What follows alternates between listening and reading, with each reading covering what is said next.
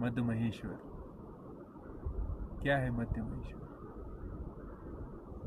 हिमालय की अनंत ऊंची ऊंची पहाड़ियों के बीच, इन चट्टानों के बीच, इसके मध्य में, इसके शून्य में शिव का बसेरा, और शिव शून्य है।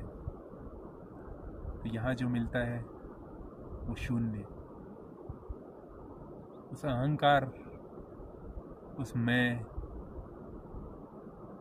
उन लोगों से जो संसार में, उन बातों से, उनकी बातों से जो आपके बारे में होती है, आपकी चर्चाएं जिनसे आप कभी कभी इफेक्ट हो जाते हैं,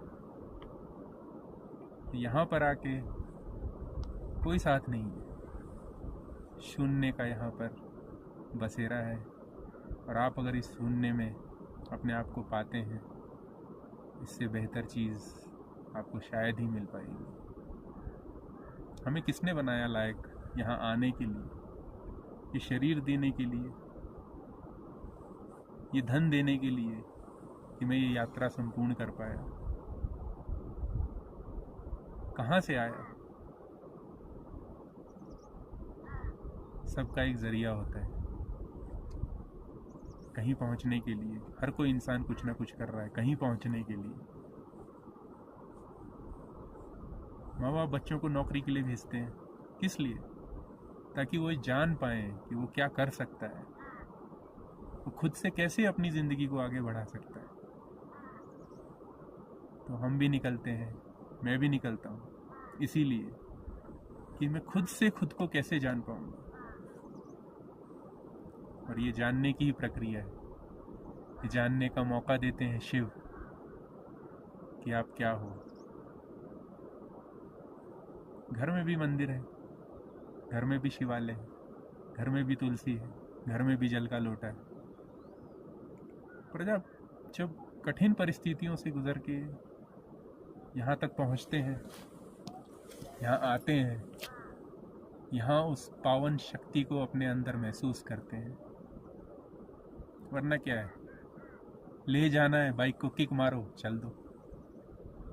मनाली जाना है, शिमला जाना है, गाड़ी की चाबी घुमाओ, चल दो।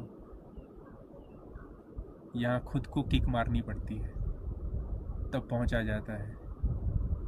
या खुद के अंदर उस एनर्जी का प्रवाह करना पड़ता है, उस फ्यूल को भरना पड़ता है जिससे आप यहाँ पहुंचते हैं। या खुद के इंजन में चाबी भरनी पड़ती है ताकि आप चलते रहें, इस यात्रा के उस सुगम, उस सुखद एहसास को पाएं और उस थकान को भूल जाएं।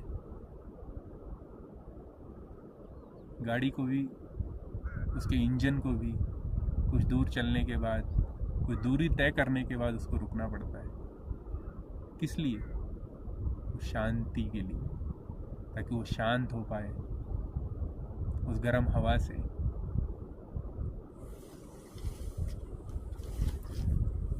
यहाँ पर आने के बाद जो मन की बातें,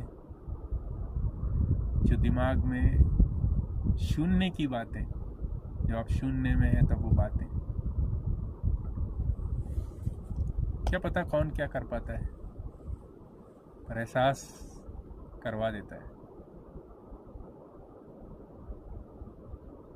कहते हैं ना, जब कोई अपना बहुत प्यारा होता है, वो हमारे साथ बहुत रहता है, उसका कोई इतना खास, इतनी वैल्यू हम नहीं करते।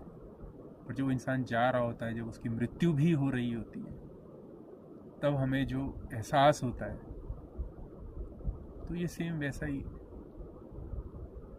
जैसे आप जिस संसार, जिस माहौल, जिस परिवार, जिस रिश्तों में रहते हैं, वहाँ से जब आप आते हैं, आपको ऐसा लगता है कि आपकी वहाँ एक मृत्यु हो गई है,